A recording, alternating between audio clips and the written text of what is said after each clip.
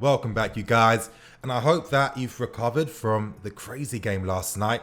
It really was a Stamford Bridge classic, great goals, crazy moments. I've never seen a game where I've seen two players get...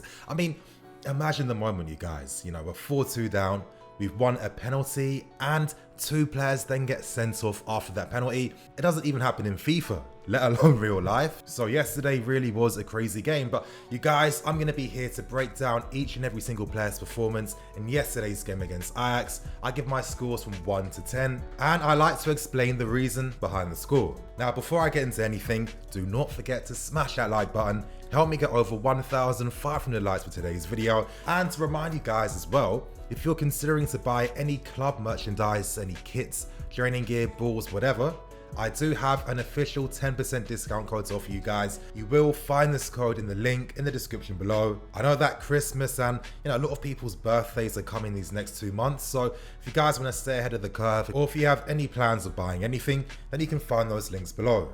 Now we can start with Kepa in goal, and I have to say, could Kepa have done better last night?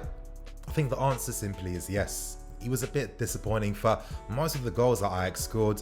For that goal that Ziyech scored, I'm not going to hold that against Kepa. I feel like that was a once-in-a-lifetime shot from Ziyech. Not that he's not capable of those moments, but, the ball was so perfect.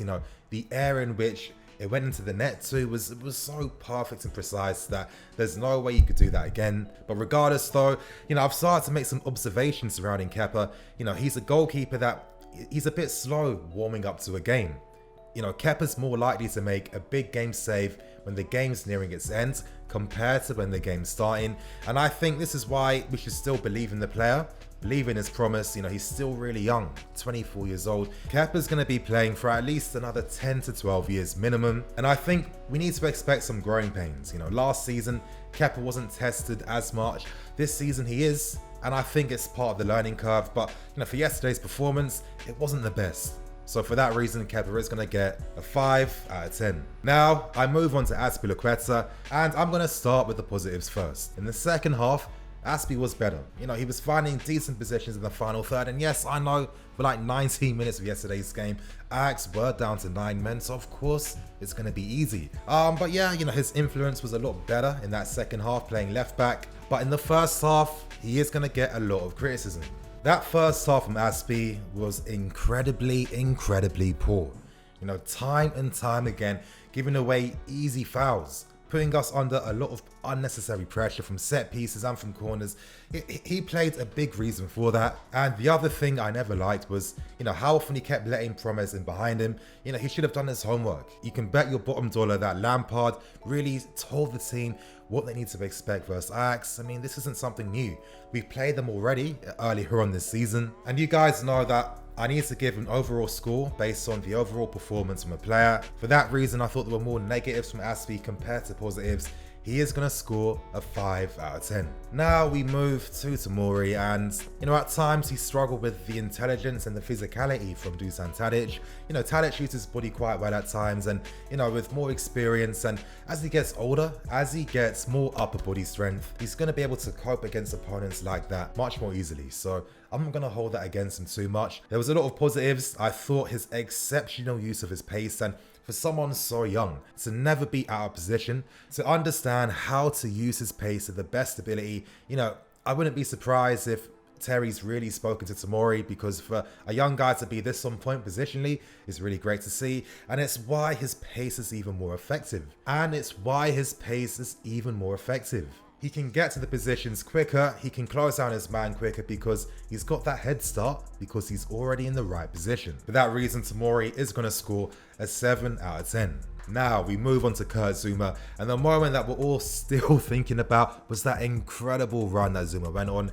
I'm seeing all the memes that's coming out, they've been making me laugh. I really think that moment from Zouma really helped galvanize the whole team. And, he's really turned into a leader, you guys. I'm going to speak about Zouma in more detail in future videos, so stay tuned for that, because I want to explain the reason behind why Zouma is performing so well, and it's based on how Lampard is using him in the team. For all the goals we conceded, I wouldn't blame either Tomori or Zouma, and for that reason, Zouma is going to score a 7.5 out of 10. And to complete the back four, we move on to Marcus Alonzo. And you guys, there's no energy behind my words. You know, I'm getting a bit fed up with Alonzo. We need to realize that he had a week's rest. He didn't play in the last game. So there's no excuse for any tiredness or any slowness in his game against Ajax. It wasn't good enough. You know, time and time again, putting the team under pressure by easily giving away possession of the ball. Easily giving it away from either useless crosses, useless passes to no one, useless runs into crowded spaces. It was really poor, and it's no surprise why we've got so many links to left backs, because we do need a replacement. You know, Alonso's showing that he can't consistently be that option for us at left back, and my guy needs to go on. Yesterday he was terrible, and what really typifies it too is that Lampard never subs players off at the start of the second half. We've seen a lot of players perform bad in the first half, and they come back with a different mentality in the second half. But with Alonzo, Lampard saw enough where it's like, listen, you know, you need to get the hell out of this team right now. Reece, come on, do your thing, bro. And thank God he made that decision, because it really helps us sway the game in our favor. But you guys, Marcus Alonzo is going to get a 3 out of 10. Now, someone who was really positive in yesterday's game was our new leader, Georgie. He took both penalties masterfully. You know, that type of pressure to be under. And, you know, he had to score those goals. If he didn't, we're not getting back in the game. But on top of that, he made 2 key passes in the game. And his excellent use of his short passing really helps us create the spaces in behind Ajax's midfield lines. And this is why so many players, and, you know, especially Kepa, was constantly able to run into space. You know, Jorginho is starting to show maybe Sarr is a bit hasty with suggesting that Jorginho couldn't play in the midfield too. Tomorrow's video, I'm going to be speaking about Jorginho and Kepa. It's going to be a big one, boys. You guys are definitely going to like it. Full in-depth tactics, so make sure you stay tuned for that. Yesterday's performance, Jorginho is going to get an 8.5 out of 10. Now, we move on to Kepa, and what I'm loving about both Jorginho and with Kepa is that when one player is playing well, it normally means the other player is playing just as well, and that's what you want to see in your midfield partnership. Kepa attempted 10 dribbles in yesterday's game, completing 8 of them, and the 2 he gave away was him overextending himself because, you know, I get it, he wants to score a goal. It's been a long time. I'm sure he forgot what the net even looks like. Kepa, from a tactical point of view, was instrumental in helping us beat that Ajax press and helping to turn defense into attack. He's getting an 8 out of 10. Now we move to the attacking players, starting with Christian Pulisic. Now the first immediate thing that impressed me was my guy's defensive abilities off the ball. That has been the major reason why he lost his place in the team, because the work rate wasn't there. Now it is, and we saw him work tirelessly against Ajax in yesterday's game. Now when it came to quality on the ball, listen, the game was quite hard because, you know, both teams were going man for man. And, you know, if you've got guys like Alonzo and Carl not really helping you out to create that space, you're going to give the ball away a bit. But he still showed more, you know, some positive sides with his use of the ball. Of course, he won the penalty, and anytime he was running between the lines, you know, moving in field, he was causing danger every single time. He's really turned things around. He's playing how he should be. It's great to see. Pulisic is going to get a 7 out of 10. Now, we move on to Mason Mount. And even though I really like Mason Mount, yesterday was his worst game of the season. Now, as I'm constantly stressing it, and it's not because I like to defend players, it's because I'm objective, we need to have perspective when looking at the young players in the team.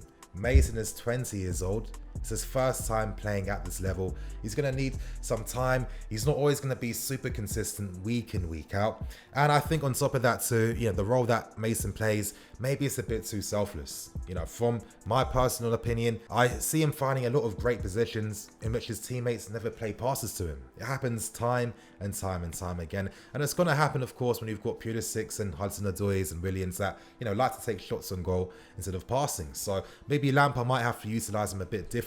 But regardless of all of that, his quality on the ball was not there yesterday. You know, the passing in between the lines and behind, you know, he never found his man, basically.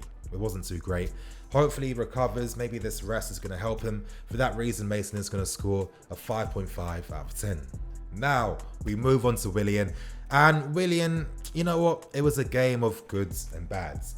The good aspects of Willian's game was his defensive abilities.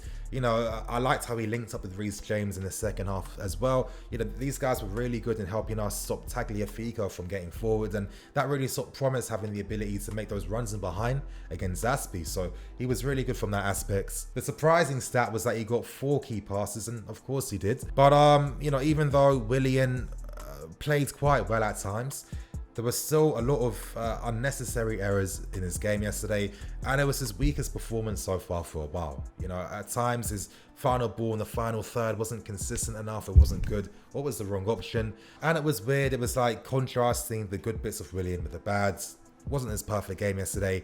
If I was to evaluate the game as a whole, you know, contrasting Willian's good points with his bads, I think it equals out in the end. So for that reason, he is going to score a standard 6 out of 10. And to end with the first team, we move on to Tammy Abraham. Tammy was poor in his involvement for the first goal AJAX scored. You know, the young goal, I've been saying that his defending from the post is not as strong as it should be just yet. But credit to Tammy. From that moment on, he was really awake and really on point with his defensive part from set pieces, so credit to him for that.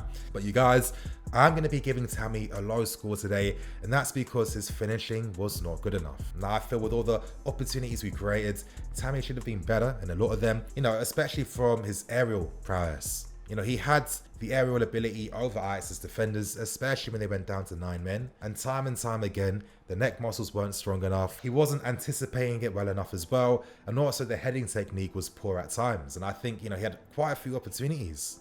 He should have got at least 2 goals, 1 goal. But again, he's still young, still having a very good season. For that reason, Tammy is going to get 5.5 out of 10. Now we move on to the subs, starting with Reece James. And my God, what a way to announce yourself to Europe. I mean, honestly, he came on, he was intense, he was confident, he played with purpose, he got forward well, he really helped stem that tide. And when Reece came into the team, we finally won the battle down the flanks. You know, his crossing ability works so well at times. You know, his use of the ball, he did not lose the ball at all. It was a top quality performance, and the way he took his goal, top techers, and you can see how Reece benefited from playing in midfield for Wigan last season. For me, he needs to be starting games from now on. Reece is going to score an 8.5 out of 10. Moving on to HudsonOdoi, and his impact was very strong in yesterday's game. When he came on, he was finally adding some accuracy with our play between the lines, and in the final third, you know, he was constantly using the switch ball option extremely well to help stretch AJAX's defensive line, because Callum has that ability, very good passing technique. You know, I thought maybe Aspie could have done a bit better to help create more space for Hudson to go 1v1 against his man, but again, you know, we can't expect too much from Aspie. And he was very unlucky with some of his efforts on goal. Let's not forget that he won the penalty for us in which Georgie scored the 3rd goal. Very impactful performance. Callum is going to get a 7 out of 10. And to end things with Michy Batshuayi up front. And I'm going to put it out there straight away. Lampard should have subbed Michy on way earlier than he did. With Michy, I'm telling you about his impact in every single game. He doesn't need to adjust into a game. He completely understands the flow, and it's a great skill to have. He barely played any minutes, yet he still had 2 shots on goal. And to be fair to him, he's really strengthening his rep right now. Michy is going to score a 6.5 out of 10.